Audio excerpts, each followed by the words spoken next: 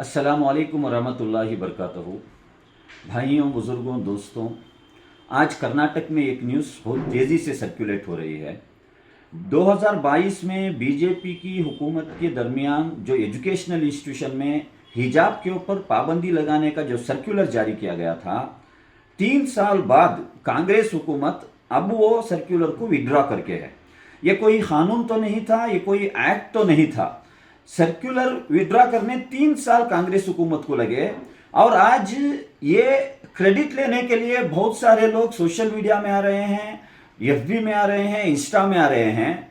खुशी मनाओ, ये जो डिसीजन है उसको हम भी इस्तकबाल करते हैं, क्योंकि अव्वल दिन से ही social democratic party of India ये जो पाबंदी लगाने का सर्कुलर जारी किया गया था ये अनकॉन्स्टिट्यूशनल है और फंडामेंटल राइट्स के ऊपर अटैक है बोलकर हमने इसके खिलाफ आवाज उठाते ही आया है।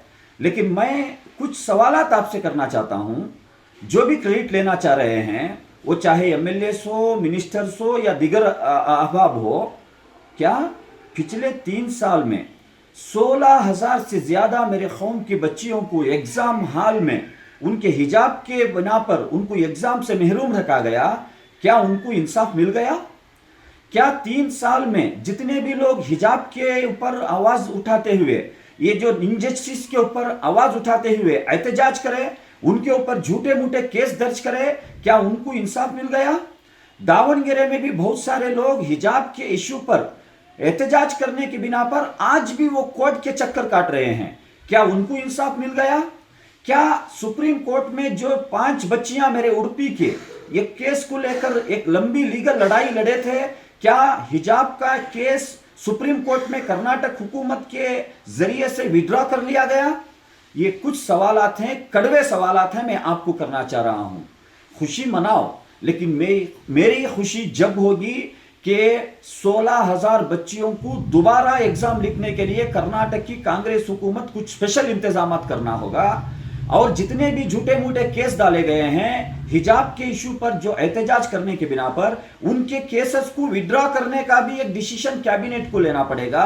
और आइंदा आने वाले दिनों में ये जो हुकूमत विड्रॉ करने का डिसीजन लिए है, बीजेपी के आईटी सेल के डर के बिना पर हम यू टर्न नहीं मारेंगे, ये एक भरोसा भी देना पड़ेगा। उसके बाद आप खुशियां मनाओ, उसके बाद आप credit low. Social democratic party of India जब हिजाब का इश्यू उठा था, बहुत सारे लोग बोले इसके पीछे social democratic party of India का हाथ है, लेकिन हमने उसी दिन बोला था हम इसके पीछे नहीं, हम इसके आगे भी हैं।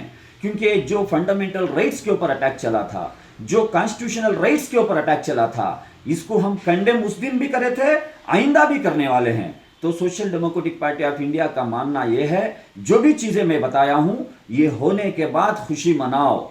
उससे पहले झूठे खुशी में आप मशगूल रहेंगे तो मेरे बच्चियों का फ्यूचर आज भी खतरे में है।